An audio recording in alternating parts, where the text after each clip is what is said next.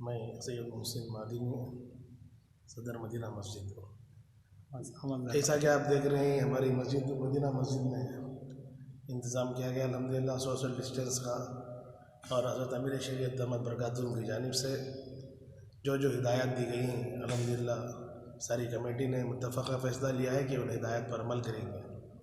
جیسا کہ امیر شریعت دامت برکاتہم نے ایک گائیڈ لائن جاری کی ہے کہ جیسے ہی 8 تاریخ سے مساجد کھلیں گے تو ان موقعوں پر مساجد میں جو ضروری اشیاء ہیں، جو ضروری چیزیں ہیں، احتیاطی تدابیر ہیں، ان تمام کو اپنایا جائے۔ مثال کے طور پر سوشل ڈسٹینس جس کا ہم نے ساری مسجد میں احاطہ کیا ہوا ہے، اس کے لیے ترتیب سے کام کیا گیا ہے جامعہ مسجد بنگلور کے طرز پر، اور اسی کو ہم نے نمونہ بنا کر ہماری مسجد کے لیے بھی اسی طرح کا انتظام کیا، ہم نے پوری کوشش کی ہے۔ ہمارے نوجوانوں کی طرف سے سینیٹائزر کا اور فنائل وغیرہ کا اور ڈیٹال صابن وغیرہ کا انتظام ہے، اور انشاءاللہ ٹیم محمدی کی طرف سے جو جانچ کیا جاتا ہے ٹیمپریچر، اس مشین کا بھی انتظام کیا گیا ہے۔ کل سے انشاءاللہ ان تمام چیزوں پر عمل کیا جائے گا۔ میں محلے والوں سے بھی خصوصیت کے ساتھ گزارش کرتا ہوں کہ ہمارا اسلام پاکی صفائی کا مذہب ہے، اور جتنا اسلام نے پاکی صفائی پر زور دیا ہے شاید ہی کسی اور مذہب نے دیا ہو، تو پاکی صفائی کا خاص خیال رکھیں۔ مسجد کے احاطے میں، خاص کر مسجد کے اطراف سراؤنڈنگ ایریا میں کوئی اپنے غلیظائی یا تھوک وغیرہ کا بالکل کوشش نہ کرے، تھوکنے کی بالکل زحمت گوارا نہ کرے، پاک صاف رکھے۔ اور جس طرح کہ فرمایا کہ زیادہ عمر والے لوگ اور چھوٹے بچے 10 سال سے عمر جن کی کم ہے وہ مسجد کو برائے مہربانی نہ آئے۔ اسی طرح جن حضرات کو کھانسی ہے، زکام ہے، سردی ہے، وہ بھی مسجد کو نہ آئے۔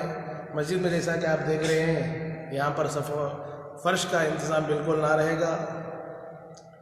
البتہ یہ تو ہے کہ آپ فرش کے بغیر ہی نماز پڑھ سکیں گے، اتنا پاک صاف ہم نے پاکی صفائی کا انتظام کیا ہے۔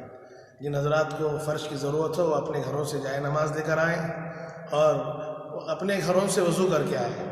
مسجد کے وضو خانے کو یا بیت الخلاء کو کم از کم استعمال کریں۔ ہم نے بھی یہ طے کیا ہے کہ صرف مسجد کا سارا بیت الخلاء بند رہے گا، صرف ایک بیت الخلاء جو ایمرجنسی کے طور پر رکھا جاتا ہے وہ ایک ہی کھلا رہے گا۔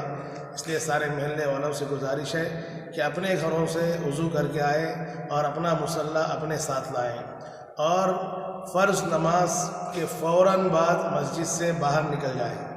یہ ساتھیوں سے میں ادباً گزارش کرتا ہوں کہ فرض نماز کے علاوہ اور کوئی عمل مسجد میں نہیں ہوگا۔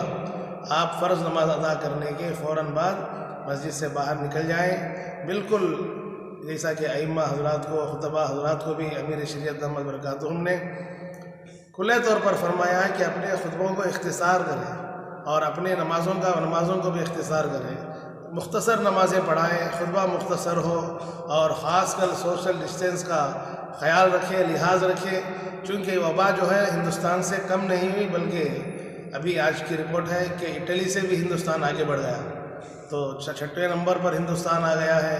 تو یہ بہت ہی پریشانی کی بات ہے۔ ایسی صورت میں ہم تمام مسلمانوں کے لیے ہے کہ سارے ہندوستان والوں کے لیے ہے کہ سارے ہندوستان والے اس بیماری سے مل کر لڑیں۔ تو اس لیے ہم نے اس وبا سے لڑنے کے لیے پوری طرح تیار رہیں۔ خاص کر مسجدوں کے ذمہ داروں سے اپیل ہے، میری گزارش ہے کہ پورے اپنی مسجدوں کا احاطہ کریں اور پاکی صفائی کا خاص خیال رکھیں، اور امیر شریعت دامت برکاتہم نے جن ہدایات کو ہمارے لیے جاری کیا ہے ان پر بھرپور عمل کریں۔ یہ دیکھ رہے ہیں ہماری مسجد میں ہم نے وہاں پر سینیٹائزر کا انتظام کیا ہے، وہاں پر رکھا ہوا ہے۔ ہمارے کونسلر صاحب شامر بھائی کی طرف سے انتظام ہے کہ ساری مسجدوں کو سینیٹائزر کیا جائے، تو انشاءاللہ ہماری مسجد کا بھی سینیٹائزر کیا جا رہا ہے اور پورا کرے جائے گا۔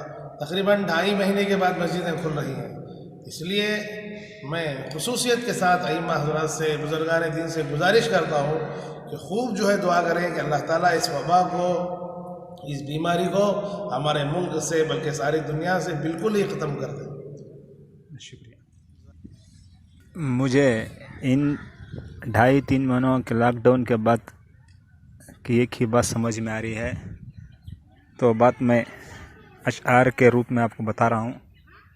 میرے رب کی قسم میرے رب کی قسم تم صبر کرنا سیکھ لو، عزت تمہارے قدموں پہ آ کے گرے گی۔ نہیں آتا مانگنے تو خالی ہاتھ پھیلا دو، وہ بند لبوں کی بولیاں بھی سنتا ہے۔ اب ہمارے ہاتھ میں ایک ہی ہے، اس کرونا کی وبا سے لڑنے کے لیے خوب کثرت سے دعا کریں، اور اس وبا سے حفاظت کے لیے بھی ہمارے دیش کے لیے بھی دعا کریں۔ میں اتنا کہتے ہوئے اپنی بات کو ختم کرتا ہوں۔